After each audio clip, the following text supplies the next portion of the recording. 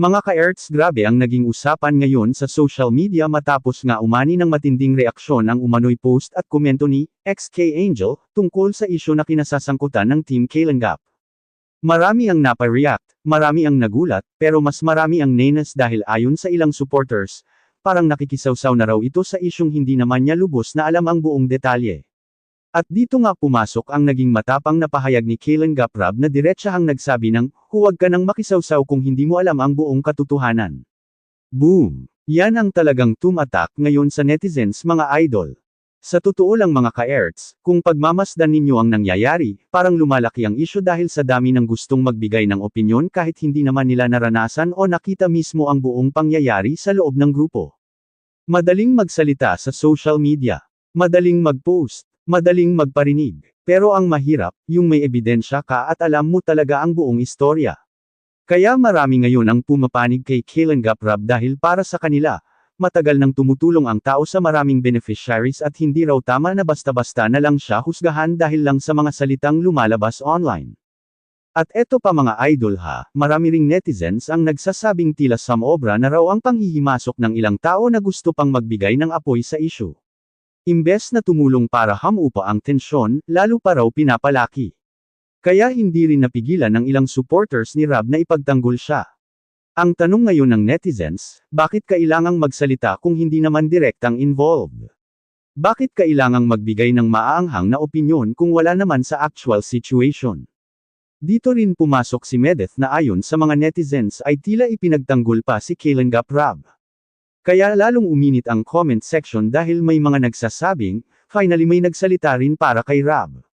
Marami ang nagsasabing hindi raw fair na puro batikos na lang ang natatanggap ng Team Kalinga habang tahimik lang sila sa maraming isyu noon.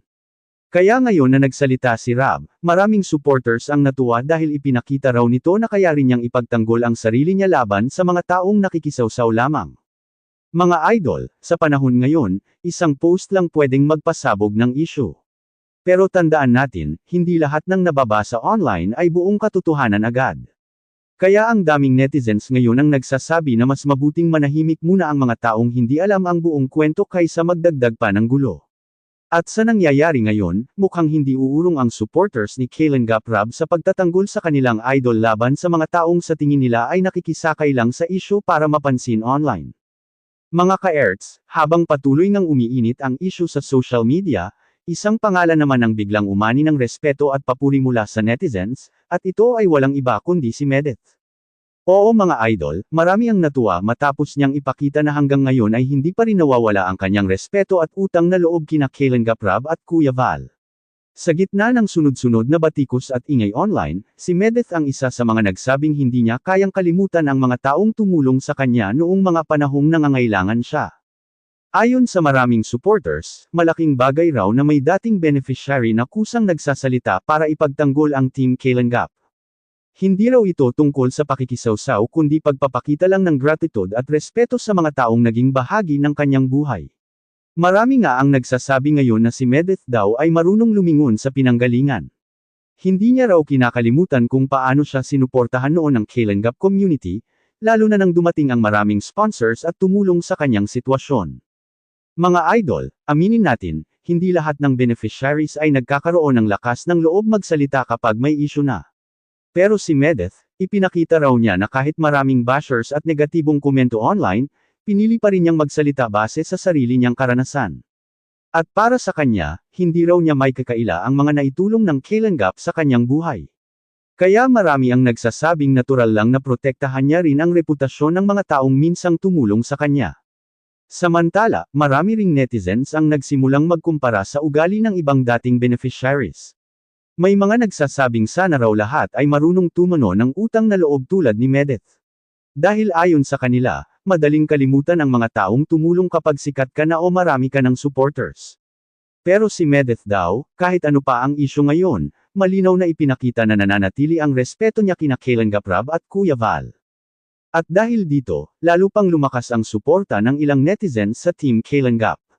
Marami ang nagsasabing kung talagang masama raw ang grupo, bakit may mga dating beneficiaries pa ring handang magsalita at magdepensa para sa kanila.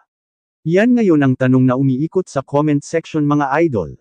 Kaya habang patuloy ang mga usap-usapan online, Isang bagay ang malinaw, may mga taong hindi nakakalimot sa kabutihang natanggap nila noon, at isa na raw doon si Medeth.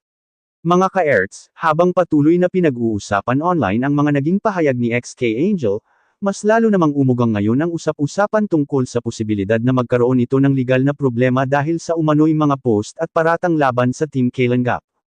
Ayon sa ilang supporters at netizens, delikado raw ang basta-bastang pagpo-post ng mabibigat na akusasyon lalo na kung wala namang malinaw na ebidensya o basehan. Kaya ngayon, marami ang nagsasabing posible raw itong humantong sa kaso kung mapapatunayang may paninira at maling impormasyon na naikalat laban kina Kalinga Prab at Kuya Val. Sa social media kasi mga idol, mabilis kumalat ang salita. Isang post lang, libo-libong tao agad ang nakakakita. Kaya maraming netizens ang nagpapaalala ngayon na dapat maging responsable sa mga binibitawang akusasyon online. Dahil kapag nasira ang pangalan ng isang tao dahil sa maling impormasyon, hindi biro ang epekto niyan lalo na sa reputasyon at trabaho ng isang public figure.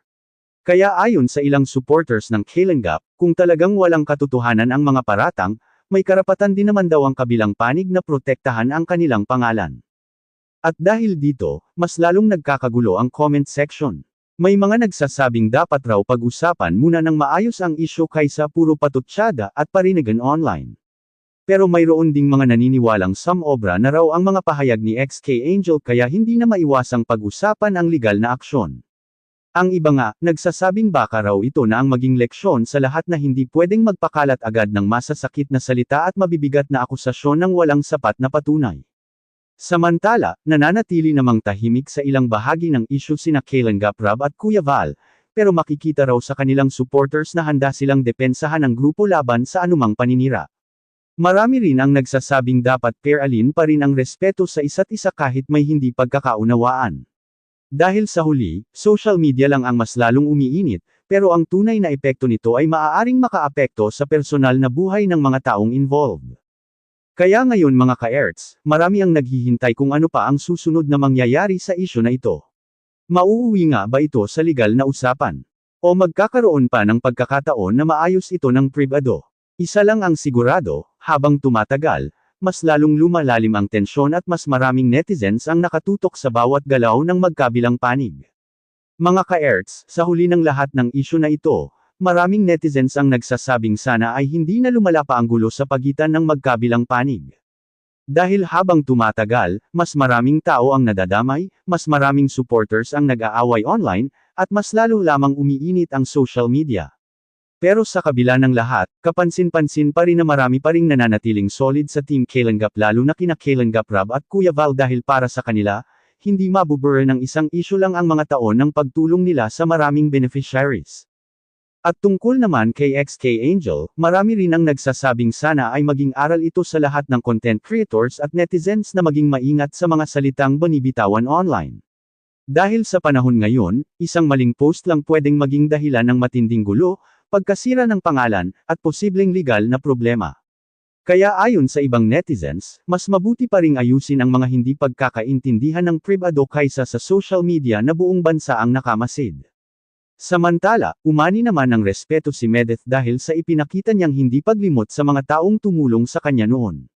Marami ang nagsasabing bihira na lang ngayon ang marunong tumano ng utang na loob at manatiling may respeto kahit maraming isyu ang umiikot. Kaya sa gitna ng lahat ng batikos at ingay online, may mga tao pa ring pinipiling pairalin ang pagpapasalamat at respeto kaysa makidagdag sa gulo. At para naman sa supporters ng magkabilang panig, marami ang nananawagan ngayon na huwag nang magpakalat ng sobrang masasakit na salita at personalan sa comment section. Dahil sa huli, hindi naman social media ang tunay na huhusga kundi ang katotohanan pa rin. Kaya habang wala pang buong linaw sa isyu, mas mabuting maging responsable sa bawat opinyon at iwasan ang pagpapalala ng sitwasyon. At yan mga ka-Erts ang mainit nating pag-uusapan ngayong araw. Ano masasabi ninyo sa isyu na ito? Tama ba ang naging sagot ni Kalinga Prab? O dapat bang tumigil na rin ang lahat sa pakikisawsaw? Comment down below ang inyong opinion pero panatilihin nating respectful ang discussion mga idol. Kung bago ka pa lang sa ating channel, huwag kalimutang mag-like, share, at subscribe sa Ka-Erts TV para lagi kang updated sa mga maiinit na balita, reaction videos, at trending issues online. Maraming salamat sa inyong walang sawang suporta mga Ka-Erts. Hanggang sa susunod nating chikahan. Peace out!